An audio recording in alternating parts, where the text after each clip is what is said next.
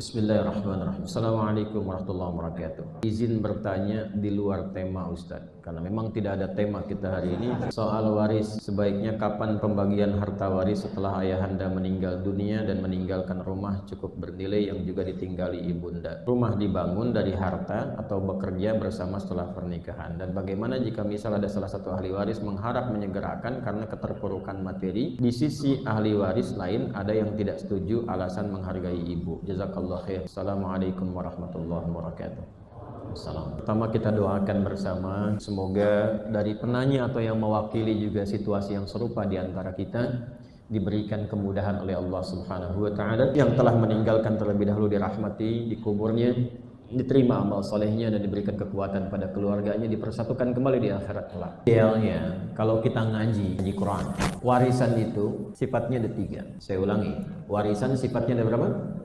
3. Dan orang tua mesti berusaha memastikan 3 hal ini bahkan sebelum meninggal. Jangan sampai setelah meninggal ahli warisnya mengalami kebingungan. Dan kebingungan dimaksud bisa mengarah juga pada pertikaian. Warisan pertama, ini warisan yang sifatnya abadi sampai akhirat, yang akan menyatukan kembali orang tua dan keturunannya, baik anak bahkan ke cucu, berkumpul kembali karena rahmat Allah di surga. Ini yang menentukan. Jadi kalaupun hartanya banyak, kedudukannya tinggi, nggak menjamin pertemuan kembali di akhirat kelak. Yang menentukan yang pertama ini. Yang pertama itu adalah warisan iman. Hendaklah orang tua berwasiat kepada seluruh anaknya untuk mempertahankan keimanannya sampai mereka wafat dan kembali kepada Allah Subhanahu wa taala. Jelas? Baik, perhatikan baik-baik. Apa dalilnya? Quran surah kedua Al-Baqarah ayat 133, sebelah kiri pertengahan di mushaf standar. Ini sunnah para nabi, dipraktekkan sejak zaman Nabi Yaqub alaihissalam. Am kuntum syuhada wa ilaha abaika Ibrahim wa Ismail wa Ishaq ilaha wahida wa nahnu. Dikonfirmasi nih dari yang menciptakan kita, dari Allah Subhanahu wa taala, bahwa Yakub dan keluarganya keluarga muslim. Perhatikan baik-baik. Am kuntum syuhada, apakah Anda pernah menyaksikan, mendengar atau tahu tentang kisah viralnya Nabi Yakub alaihissalam ketika beliau di ujung kehidupannya dalam keadaan menjelang sakaratul mautnya. Jadi saat menjelang merasakan rasa-rasa sudah mendekati masa-masa akhir kehidupan, biasanya kan ada tanda-tanda ya. Tanda-tanda itu tidak harus spesifik, ada yang umum.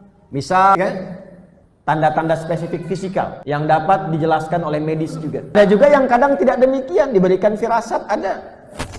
Ya, tidak harus kemudian sesuai dengan usia, tidak, karena usia itu nanti kehendak Allah. Ajal itu terserah Allah. Ya, jangan Anda misalnya ini pastikan nih, ya, ini usia sudah 80 tahun, udah dekat-dekat nih. Kayaknya udah bau tanah nih. Itu yang dibilang bau tanah, Anda mungkin bau kuburan, ya. Nah, kalau sudah merasakan demikian itu, maka kumpulkan keluarga. Yakub mengumpulkan anak-anaknya. Apa yang dikonfirmasi pertama Yakub itu? Aduh, mohon maaf Pak ya, Ibu, mohon maaf sekali. Jangan sampai selama berkehidupan dari mulai anak Bu dikandung, dididik Bapak cari nafkah untuk supaya anak bahagia. Jangan sampai perjuangannya sia-sia dan berpisah saat di akhirat. Karena perpisahan di dunia itu sementara. Kalau sudah di akhirat itu abadi sifatnya. Ya, itu mendalam sekali. Berpisah di dunia saja sudah terasa bagaimana keadaan diri kita itu. Bagaimana di akhirat? Hati-hati. Karena itu yang bisa menyatukan itu apa? Keimanan. Nah, kalimat viral pertama yang disampaikan Yakub alaihissalam kepada anak-anaknya, kalau bapak nanti meninggal, kalian imannya bagaimana? Siapa yang kalian sembah kalau bapak meninggal? Yang dikonfirmasi iman, bukan mata kuluna min ba'di. Kalau bapak meninggal, kalian nanti makan apa? Karena itu yang penting untuk dipastikan. Kan Anda sekarang rawat-rawat tuh anak tuh. Cucu dilihat-lihat, disayang-sayang, ditimang-timang, digendong-gendong.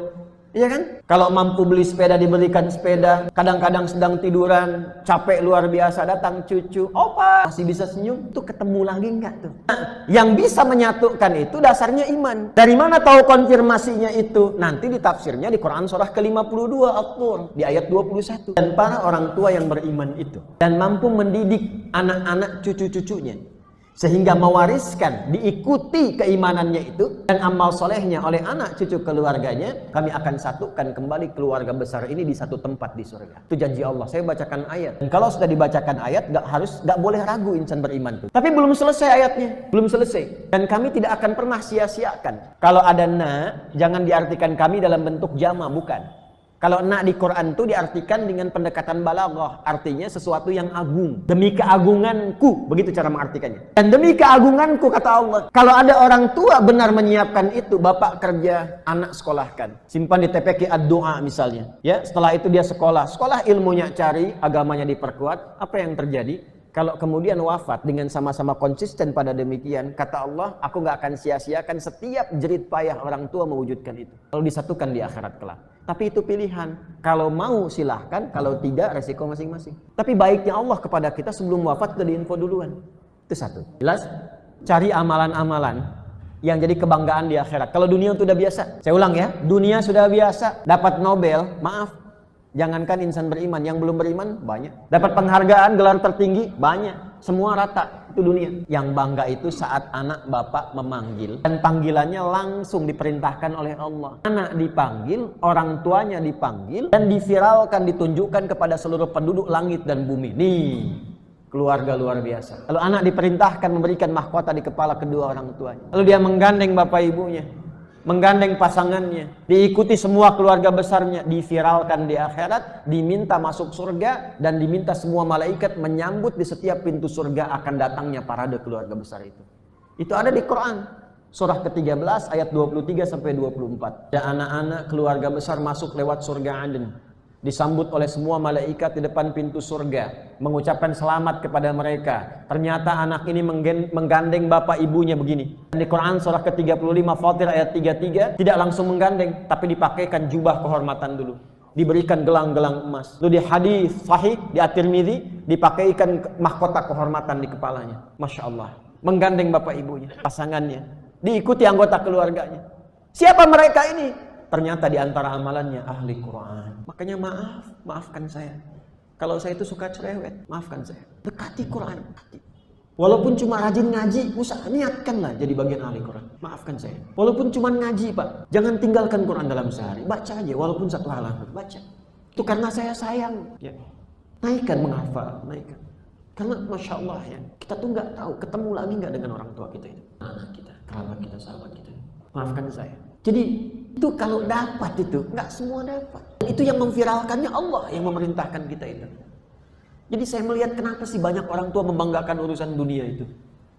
Dunia itu biasa saja, karena yang lain juga bisa mendapatkan itu. Apa yang Bapak banggakan? Bagus, anak-anak itu bagus. Matematikanya bagus, fisikanya bagus, juara kelas bagus.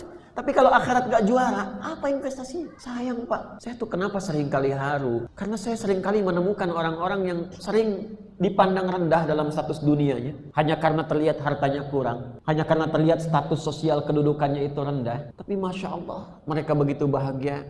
Yakin dengan akhirat. Mereka merasakan hidupnya sementara.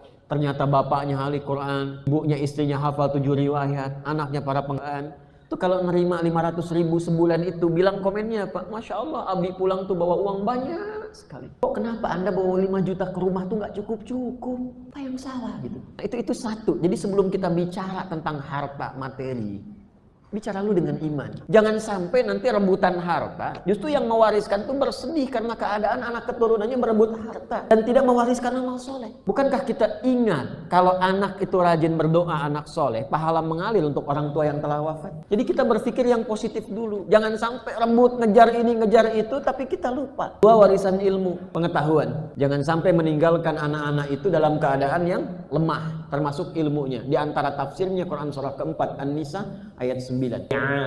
Di'afa di sini ini ada yang mengartikan salah satunya iman, ada yang mengartikan salah satunya harta, ada yang mengartikan salah satunya ilmu. Maka sekolahkan di tempat-tempat yang baik untuk mendidik. Didik anak-anak kita itu.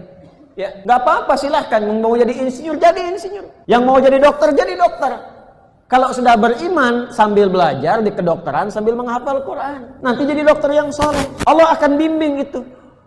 Al-Imam Asy-Syafi'i, orang taunya ahli fikih, beliau itu juga itu di bidang kedokteran luar biasa. Itu belajar kedokteran Pak, Al-Imam Asy-Syafi'i itu Bu. Dan kalau kita ngaji, itu kalau Anda belajar misalnya, ada kitab tuh bagus tuh.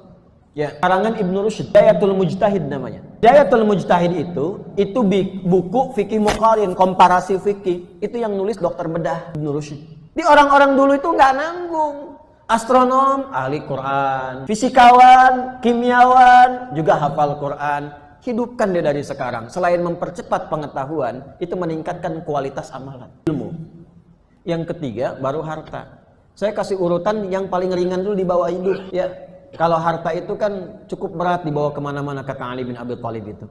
Tapi kalau ilmu sudah masuk, dibawa kemana-mana ringan. Dan ilmu itu investasi harta. Semakin tinggi ilmunya, semakin menyesuaikan hartanya. Satu dengan S2, kalau melamar kerja, mana yang paling tinggi gajinya? S2.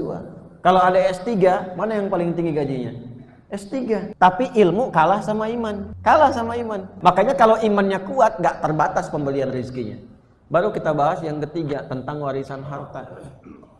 Harta ini spesifik. Yang pertama dilakukan adalah, awas, ahli waris dulu. Keluarkan. Siapa aja ahli warisnya? Jelas? Halo? Ahli waris, ashabul furud. Sekarang pulang nanti ke rumah, keluarkan anggota keluarga satu-satu. 1, 2, 3, 4. Bikin oleh kita, ya, plus, tanda plus begini. Yang paling gampang. Kanan, kiri. Suami, istri. Ke atas, ayah, ibu, maksudnya kakek, nenek ke atas. Ke bawah, anak sampai cucu. Itu aja simpelnya. Kalau semakin tarik ke kanan berarti saudaranya suami siapa. Tarik ke kiri saudaranya istri siapa. Semakin mendekat ke tengah, itulah ashabul furud. Yang berhak sah pertama kali mendapatkan warisan, nggak terhalang.